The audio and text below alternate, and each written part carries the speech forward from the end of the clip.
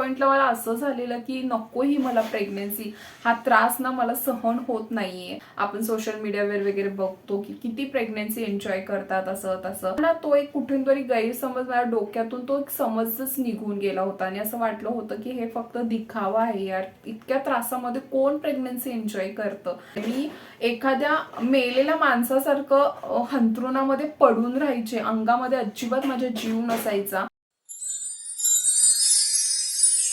Hello नमस्कार, मी स्नेहा गाटके. माझ्या नवीन व्हिडिओमध्ये मी तुमचं मनापासून स्वागत करते. आज मी एका अशा टॉपिकवर बोलणार आहे. आपण बेबी प्लॅनिंग करत असतो. कोणाला लवकर कन्सीव्ह होतं तर कोणाला खूप टाइम लागतो कन्सीव्ह करायला. तर जेव्हा आपण कन्सीव्ह करतो तेव्हा टेस्ट करण्यापूर्वी काही लक्षणं आपल्यामध्ये आढळून येतात. त्यावरती आपण ओळखू शकतो की प्रेग्नंट आहोत. तर ह्याच्यावरती जेव्हा मी चॅनल सुरुवात केली होती, माझे चॅनल जसं मी स्टार्ट केलं होतं तेव्हा मी याच्यावरती काही व्हिडिओज बनवले होते अबाउट प्रेग्नन्सी किंवा मासिक पाळीवरती लक्षणे कुठली कुठली आढळून येतात त्याच्यावरती सुद्धा मी एक छोटे छोटे का असे व्हिडिओ बनवले होते. पण आज माझ्या मी एक्सपिरियन्सवरून सांगते की कुठली लक्षणं असतात आणि त्याने आपण ओळखू शकतो. सुरुवातीला आपल्याला समजत नाही, कारण की फर्स्ट प्रेग्नन्सी असेल तर अजिबात कळत नाही. सेकंड असेल किंवा त्यानंतरची असेल तर कुठलंच टेन्शन नसतं आणि आपल्याला माहिती असतात ह्या गोष्टी. पण जेव्हा फर्स्ट प्रेग्नन्सी असते तेव्हा खूप काळजी असते की आपल्याला कळत नसतात गोष्टी. सो म्हणून म्हटलं की आपण त्याच्यावर एक व्हिडिओ बनवावा. प्रत्येक विवाहित स्त्रीसाठी खूप खूप आनंदाची गोष्ट असते मातृत्व प्राप्त करणे, आणि कुठल्याही स्त्रीसाठी खूप मोठी आणि खूप स्पेशल अशी ही गोष्ट असते जेव्हा ती प्रेग्नेंट होते, कन्सीव्ह करते. तुम्ही जर बेबी प्लॅन करत असाल आणि जर तुम्ही कन्सीव्ह केलं असेल तर त्यातलं जे पहिलं जे लक्षण असतं ते मला वाटतं आता कोणालाच सांगण्याची गरज नाही. आता इव्हन प्रत्येकाला हे माहितीच असतं, जे म्हणजे पिरियड्स मिस होणं, पाळी चुकणे.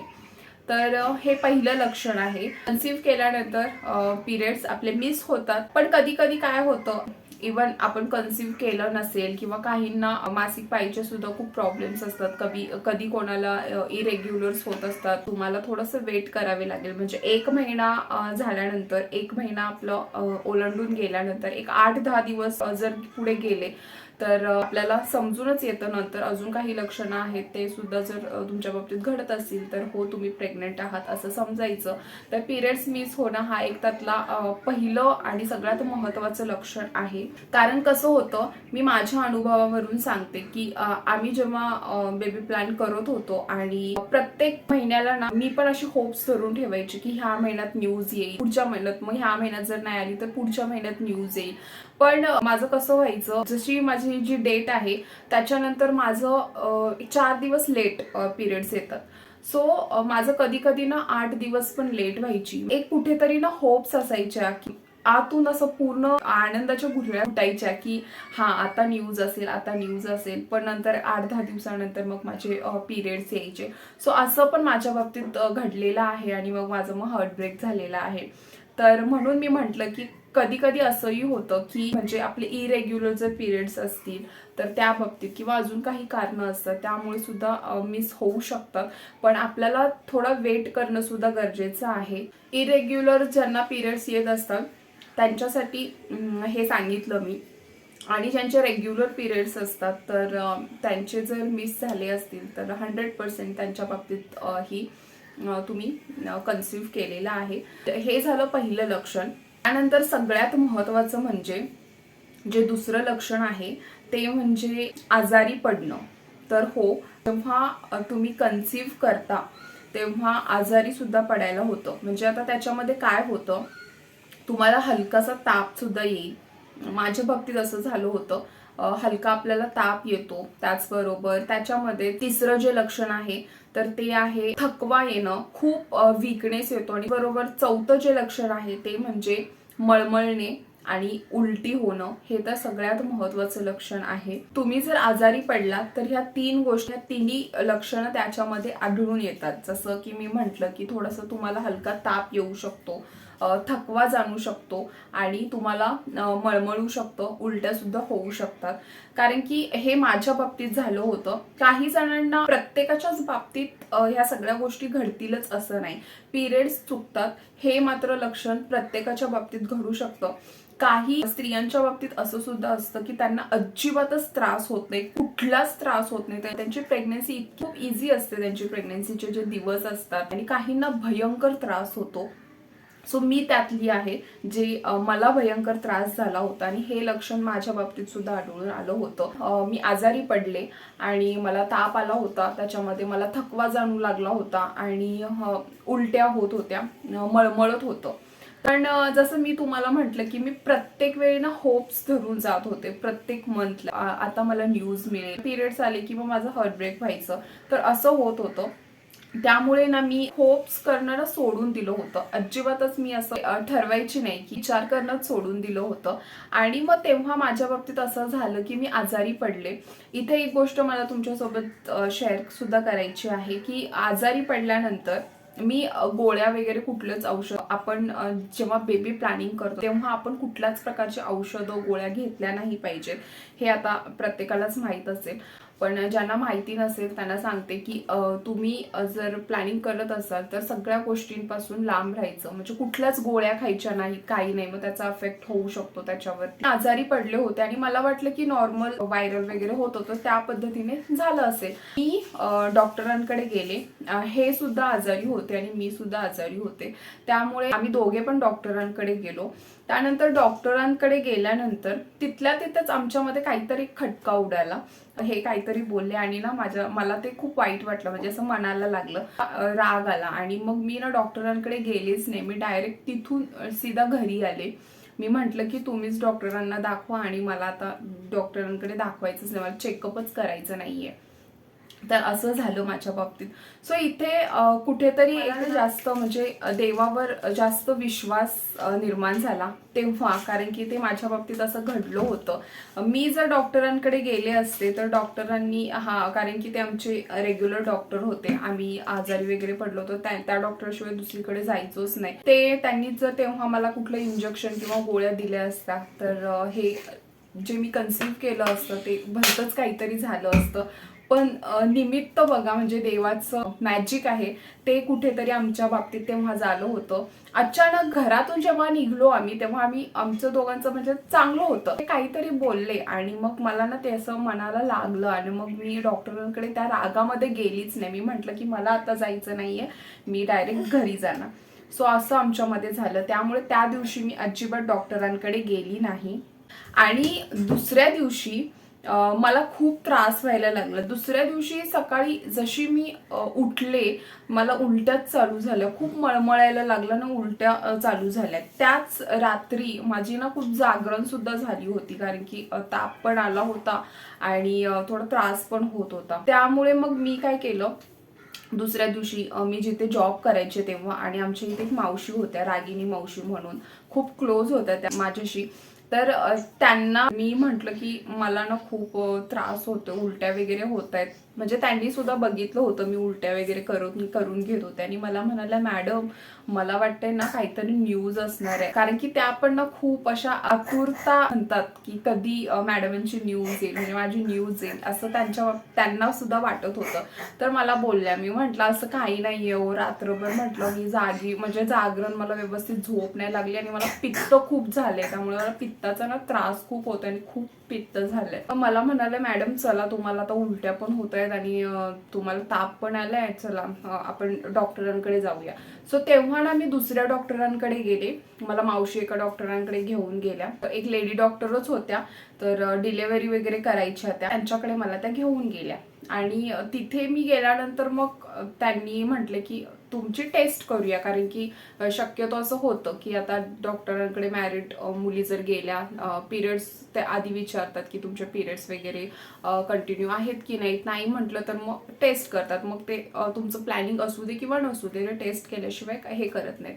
सो माझी पण टेस्ट करण्यात आली, आणि मी त्यांना म्हटलं की ह्याच्या आधी त्याच डॉक्टरांकडे माझ्या टेस्ट झाल्या होत्या, त्यामुळे ते फेल झालं होतं. आणि ह्या वेळेस पण मी त्यांना म्हटलं की कशाला तुम्ही टेस्ट करताय, आणि मला पित्त झाले हो, आणि मला पित्ताचा त्रास होत आहे. तर त्या बोलल्या की नाही आम्ही करतो, मग काही असू दे, तुमचं असू दे किंवा नसू दे, पण टेस्ट केल्याशिवाय हे करणार. म्हटलं ठीक आहे, आता इथपर्यंत इतक्या टेस्ट केल्या तर होऊन जाऊ दे.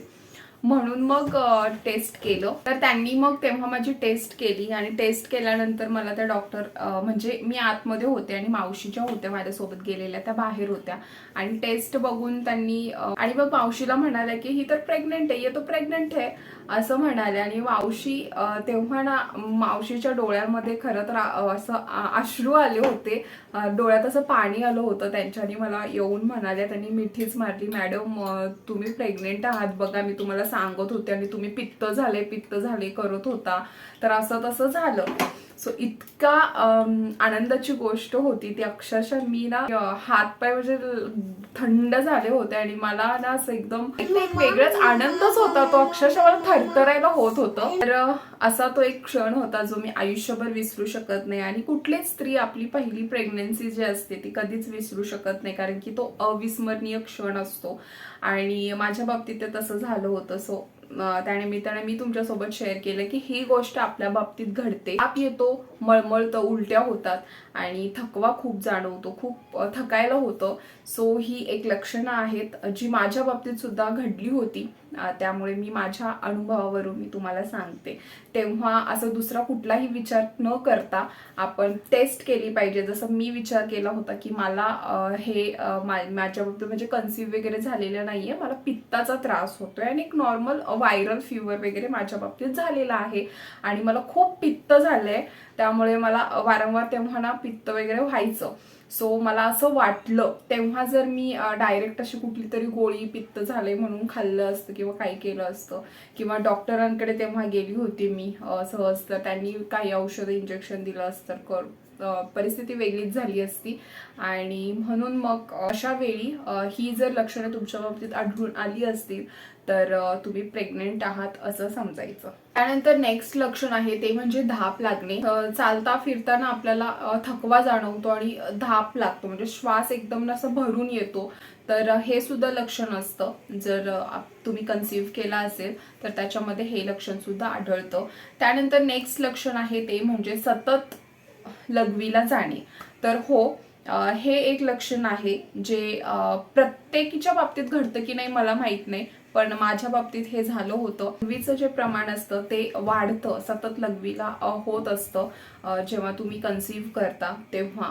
आणि प्रमाण म्हणजे इतर नॉर्मल जसं आपल्याला होत असतं त्याच्यापेक्षा काही जास्त प्रमाणात सतत लघवीला जाणं वगैरे होत असतं. त्यामुळे हे एक महत्त्वाचं लक्षण आहे जर तुम्ही कन्सीव्ह केला असाल तर. ब्रेस्टमध्ये तुम्हाला थोडेफार चेंजेस जाणवतील, म्हणजे थोडं हेवी ब्रेस्ट वाटणं किंवा थोडं त्याच्यामध्ये कुठेतरी पेन होत असतं. तर ह्या गोष्टी आपण नॉर्मल लाईफमध्ये आपल्याला तसं होत नाही, पण जेव्हा तुम्ही कन्सीव्ह करता, तुम्ही प्रेग्नेंट असता तेव्हा ह्या गोष्टी होतात. तर तुमचं हेवी ब्रेस्ट वाटत असेल, तुम्हाला थोडं पेन होत असेल, अशा गाठी जर असं वाटत असेल, ह्या गोष्टी होतात. तर असं काहीतरी जाणवलं ना तर समजायचं तुम्ही प्रेग्नेंट आहात. तर हे सुद्धा लक्षण असतं जेव्हा आपण कन्सीव्ह करतो तेव्हा हेवी ब्रेस्ट होणं, ब्रेस्टमध्ये आपल्या चेंजेस होतात. तर हे एक लक्षण आहे. त्यानंतर फूड क्रेविंग्स पण होत असतात. खूप असं वेगवेगळं काही ना काहीतरी खावंसं वाटत असतं. तर आपले मूड स्विंग्स होत असतात, हे तर माहितीच आहे. जेव्हा प्रेग्नन्सीमध्ये खूप सारे मूड स्विंग्स असतात, फूड क्रेविंग्स असतात, आपल्याला अचानकपणे काहीतरी खावंसं वाटत असतं. तर अशा गोष्टी सुद्धा तुमच्या बाबतीत घडतात. पण सुरुवातीला जर मी म्हणेन पिरियड्स मिस होणे, आजारी पडणं म्हणजे ताप येणं, थकवा जाणवणे, धाप लागणे, उलट्या, मळमळणे आणि सतत लघवीला जाणे, ही लक्षणे जी आहेत ही 4-5 ही सगळ्यात महत्त्वाची आहेत. फूड क्रेविंग्स वगैरे काही लोकांना स्टार्टिंगला सुद्धा जाणवतात, पण ही महिन्यांनी सुद्धा काही स्त्रियांना फूड क्रेविंग्स होतात. स्टार्टिंगला होतीलच असं नाही, पण हे जी 4-5 लक्षणे मी आता तुम्हाला सांगितली ती सगळ्यात महत्त्वाची आहे. आणि एक गोष्ट मला इथे तुमच्यासोबत शेअर करायची आहे जी खूप खूप इम्पॉर्टंट आहे असं मला वाटतं. जेव्हा पिरियड्स मिस होतात तेव्हा तुमची डेट झाल्यानंतर एक 4-5 दिवस वगैरे गेले तर हलका रक्तस्राव होतो. म्हणजे आपण कन्सीव्ह केल्यानंतर सुद्धा हलका रक्तस्राव होतो टेस्ट करण्यापूर्वी, कारण हे माझ्या बाबतीत झालेलं आहे. आणि मी इथे एक गोष्ट सांगेन की इथे आपला एक गैरसमज होतो की हलका रक्तस्राव म्हणजे स्पॉट्स वगैरे होतात, त्यामुळे आपल्याला असं वाटतं की अरे यार नाहीये, काही न्यूज नाहीये. पण असं काही नसतं. जरी तुम्ही कन्सीव्ह केला असेल, प्रेग्नेंट असाल तर तुमचा हलका रक्तस्राव होतो म्हणजे स्पॉट्स वगैरे होतात, तेव्हा अजिबात घाबरण्याची गरज नाहीये किंवा असं नाही की तो रक्तस्राव झाला म्हणजे तुम्ही कन्सीव्ह केलेलं नाहीये. तर हे सुद्धा होतं, कारण की हे माझ्या बाबतीत झालेलं आहे आणि तिथे मी ही चूक केली होती की मला वाटलं होतं म्हणजे माझ्या बाबतीत जेव्हा झालं होतं, मला वाटतं माझी डेट होऊन गेल्यानंतर एक 5-6 दिवसांनी मला स्पॉट्स माझ्या अंगावरून गेले होते आणि तेव्हा वाईट वाटलं की ह्या वेळेस पण माझी न्यूज नाहीये. त्याच्यानंतर एक 2-3 दिवसांनी मी आजारी पडले होते आणि मग मला असं वाटलेलंच ना, आता माझ्या रक्तस्राव झालाय म्हटल्यानंतर मी प्रेग्नेंट नसणारच, हे असं मला वाटलं होतं, कारण की ही गोष्ट मला अजिबात माहीत नव्हती किंवा मला कोणी सांगितली सुद्धा नव्हती. पण तेव्हा मला असं वाटलं होतं की आता ह्या महिन्यात सुद्धा माझी न्यूज नाहीये आणि मग त्या आधारे मग मी असं मला उलट्या मळमळ झाली तेव्हा मला असं वाटलं की हा पित्ताचा त्रास आहे, म्हणजे प्रेग्नंट असते तर मला रक्तस्राव झालाच नसता. सो असा एक माझा हा समज झाला होता. त्यामुळे ही गोष्ट मी माझ्या एक्सपिरियन्समधून सांगते. जरी तुम्ही म्हणजे कन्सीव्ह केला असेल तर त्या 8 दिवसामध्ये तुमचं हलका एकदम हलका जो रक्तस्राव जर झाला किंवा स्पॉट्स झाले तर अजिबात तिथे खचून जाण्याची गरज नाहीये. हे नॉर्मल आहे आणि असं हे होतच. आता प्रत्येकाच्या बाबतीत होतं की नाही मला माहित नाही, पण माझ्या बाबतीत हे असं झालेलं आहे. सो हे एक कारण आहे. तर ही सारी लक्षणे आहेत. जर तुम्ही कन्सीव्ह केला असेल तर तुम्हाला टेस्ट करण्यापूर्वी ही जर लक्षणं तुमच्या बाबतीत आढळली तर समजायचं तुम्ही प्रेग्नंट आहात. तर काय जसे टेस्ट होतातच, पण टेस्ट होण्यापूर्वी आपण घरातल्या घरात सुद्धा ह्या लक्षणांद्वारे ओळखू शकतो की तुमच्या घरात आनंदाची बातमी आलेली आहे. एक गोष्ट मला इथे सांगायची आहे, जेव्हा तुम्हाला उलट्या होतात म्हणजे काहींना खूप उलट्या होतात, मला 4-5 महिने तरी उलट्या, मी कंटिन्युअसली 4 महिने तरी उलट्या केलेल्या आहेत. भयंकर उलटीचा मला त्रास झालेला आणि एक पॉइंटला मला असं झालेलं की नको ही मला प्रेग्नन्सी, हा त्रास ना मला सहन होत नाहीये. मी म्हणजे ह्याच्या आधीच असं ऐकायचे की प्रेग्नन्सी खूप एन्जॉय करायची असते किंवा मी बघितलेले आहेत ना, आपण सोशल मीडियावर वगैरे बघतो की किती प्रेग्नन्सी एन्जॉय करतात असं तसं.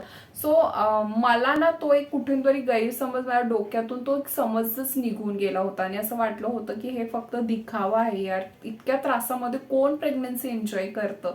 तर माझ्या बाबतीत असं झालं होतं आणि असं मी इथपर्यंत विचार करत होते की मला ही प्रेग्नन्सीच नको, इतका मला त्रास होत होता, काहीच मला पचायचं नाही. सकाळी जसं मी अंथरुणातून उठले की उलटी करतच उठायचे, मला पाणी सुद्धा पचत नव्हतं, काहीही खाल्लं तरी पचायचं नाही. पाणी मी जसं म्हटलं की मी पाण्याचा एक घोट जरी पिला की मला उलटी झाली. त्यामुळे उलटीचा त्रास ना भयंकर होतो. त्यामुळे काही महिलांच्या बाबतीत काय होतं, गोळ्यांनी उलटीचा त्रास कमी होतो. माझा गोळ्या देऊन सुद्धा मला उलटीचा त्रास कमी झाला नव्हता. मी डॉक्टरांकडे गेले होते, डॉक्टरांना सांगितलं की मला उलटी अजिबात मला सहन होत नाहीये. मी एखाद्या मेलेल्या माणसासारखं अंथरुणामध्ये पडून राहायचे, अंगामध्ये अजिबात माझ्या जीव नसायचा आणि 4-5 महिने ह्यांना सुद्धा व्यवस्थित जेवण मिळालं नव्हतं. मी इथे तेव्हा पुण्यामध्ये होते, जॉब करत होते. माझ्या सोबत जी मावशी होती आणि एक मुलगा होता अनुज नावाचा,